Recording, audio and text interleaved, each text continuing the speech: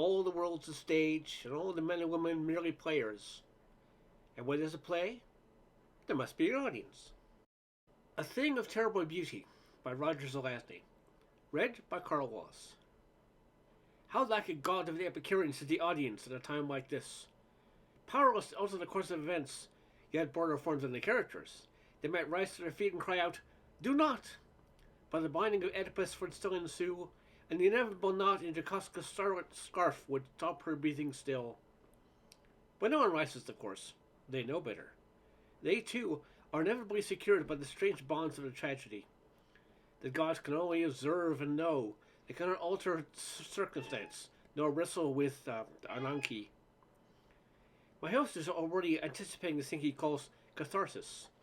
My search has carried me far, and my choice was a good one. Philip Devers lives in the theater like a worm lives in an apple, a paralytic in an iron lung. It is his world, and I live in Philip Devers. For 10 years his ears and eyes have been my ears and eyes.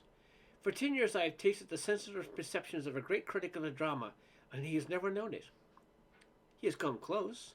His mind is agile, his imagination vivid, but his classically trained intellect is too strong. His familiarity with psychopathology too intimate to permit that final leap from logic to intuition and an admission of my existence.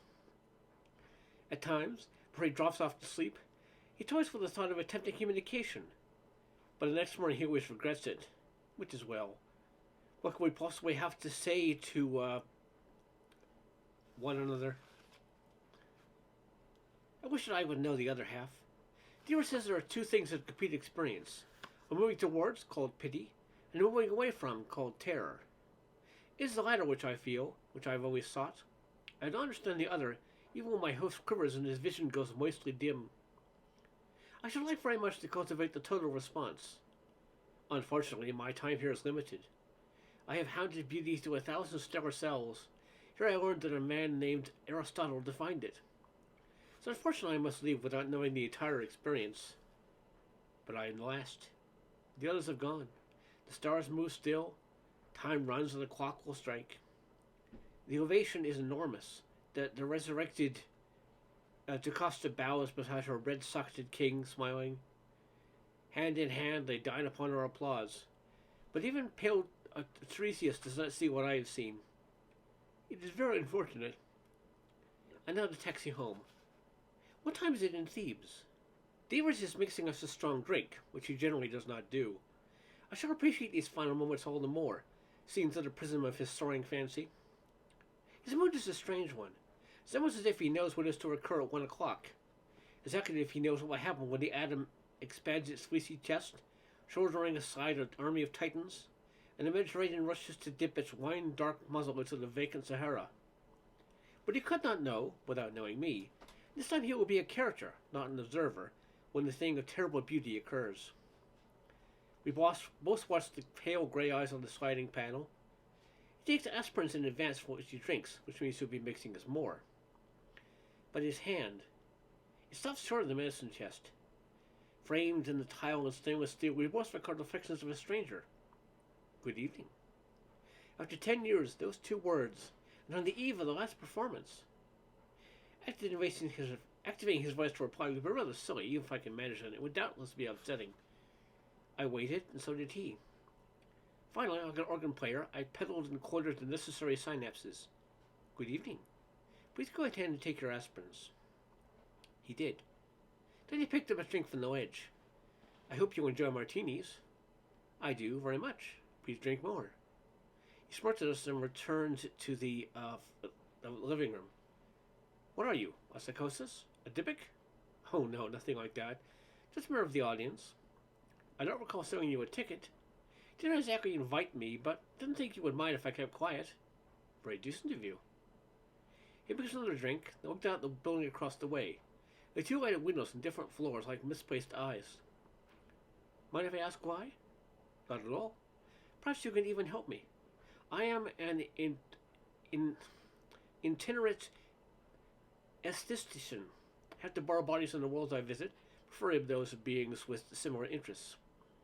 I see. You're a gatecrasher. Sort of, I guess. Trying to cause any trouble, though. Generally, my host never even warns of my existence, but I have to leave soon, and some have troubled me for the past several years. Since you have guessed at my existence and managed to maintain your stability, I've decided to ask you to resolve it.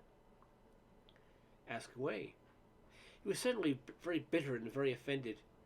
I just taught a reason in an instant. Do not think, I told him, I have influenced anything you have thought or done. I am only an observer. My sole function is to appreciate beauty. How interesting, he sneered. How soon is it going to happen? What? The thing that is causing you to leave? Oh, that. I was not certain what to tell them. What did you do anyway? Suffer a little more, perhaps? Well, my time is up, I told him. I see flashes, he said. Sand and smoke and a flaming baseball. He was too sensitive. I thought I'd covered those thoughts.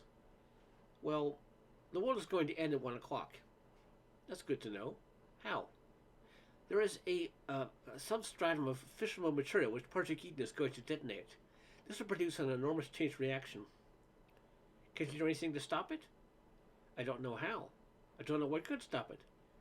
My knowledge is limited to the arts and the life sciences. You broke your leg when you were skiing in Vermont last year. You never knew. Things like that I can manage.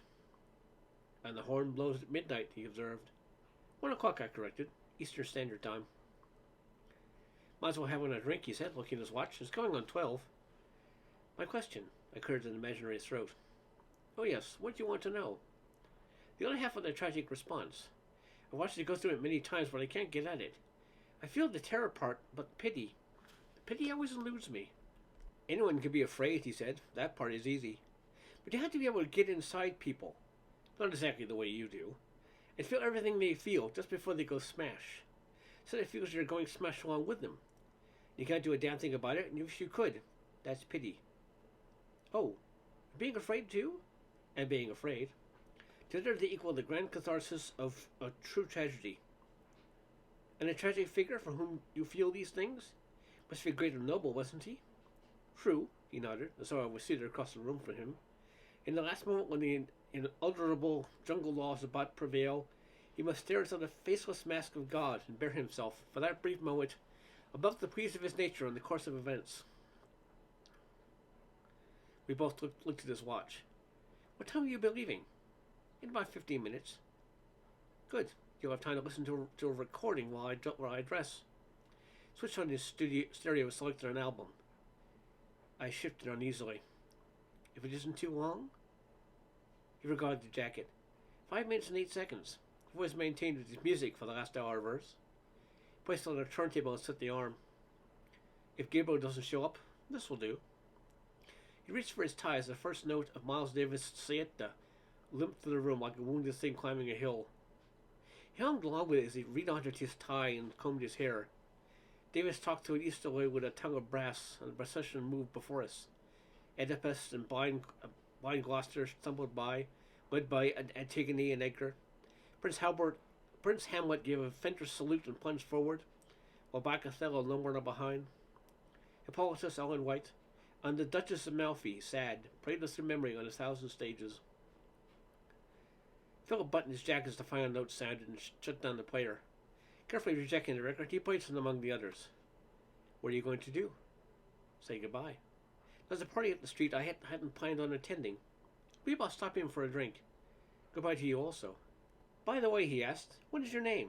I've known you for a long time. I have to call you something. He suggested one, half-consciously. Never really had a name before, so I took it.